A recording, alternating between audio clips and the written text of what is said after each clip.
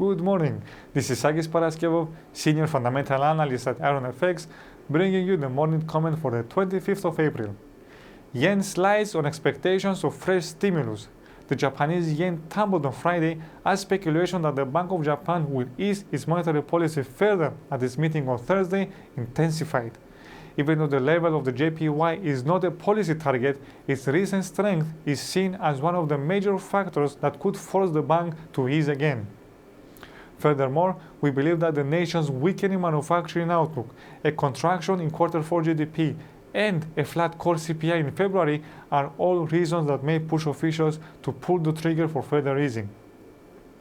We expect them to expand the QQE program rather than to cut rates further, especially after the minutes of the latest meeting showed a divided board with regards to the effectiveness of negative rates.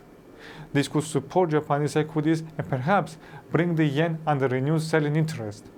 Nevertheless, we believe that any reaction from further easing could be short-lived, as Japanese monetary policy shows signs that it may have started to experience diminishing returns. As for today's highlights, we get Germany's IFO survey for April. The current conditions index is expected to have remained unchanged, while the expectations index is forecast to have risen. We believe that as long as the expectations print continues to rise, a soft current assessment index may not be of much of concern to investors.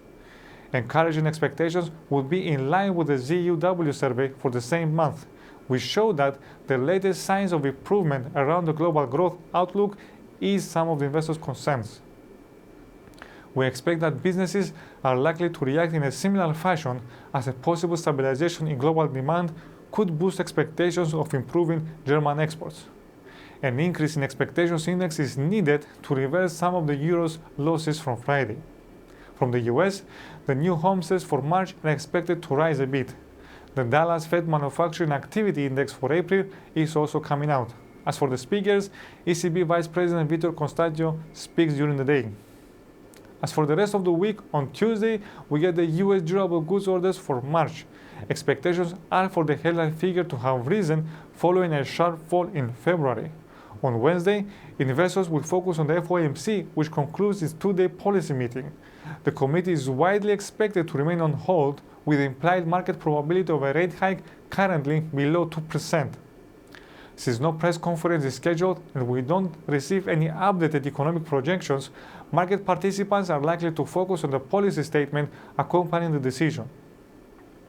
While the global outlook has begun to show signs of stabilization in recent weeks, economic data have disappointed, something that could make it difficult for the committee to compose a more optimistic statement this time.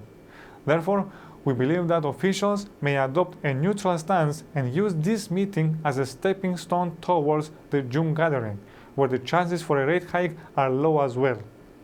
On Thursday, we have two major central bank policy meetings, the Bank of Japan and the Reserve Bank of New Zealand. The spotlight will be on the Bank of Japan's monetary policy meeting, as mentioned earlier, where the market is almost divided for additional easing. In New Zealand, the Reserve Bank of New Zealand meets to decide on monetary policy as well. Following a rate cut that few market participants, including us, predicted in March, we expect the bank to remain on hold at this meeting. The aforementioned rate cut was the result of very low inflation and a fall in inflation expectations, threatening to become self-fulfilling and lower actual inflation even further. After the latest meeting, data showed that the nation's CPI accelerated in Q1, easing concerns of a potential slip into deflation and taking some pressure off the bank to act again.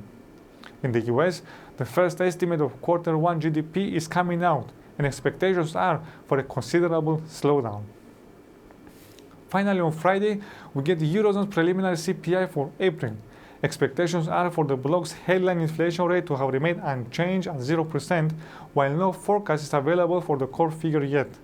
Even if we were to see a surprise dip into the negative territory, we wouldn't expect it to have a major impact, given that ECB President Draghi signaled that the CPI will run very low or negative in the coming months.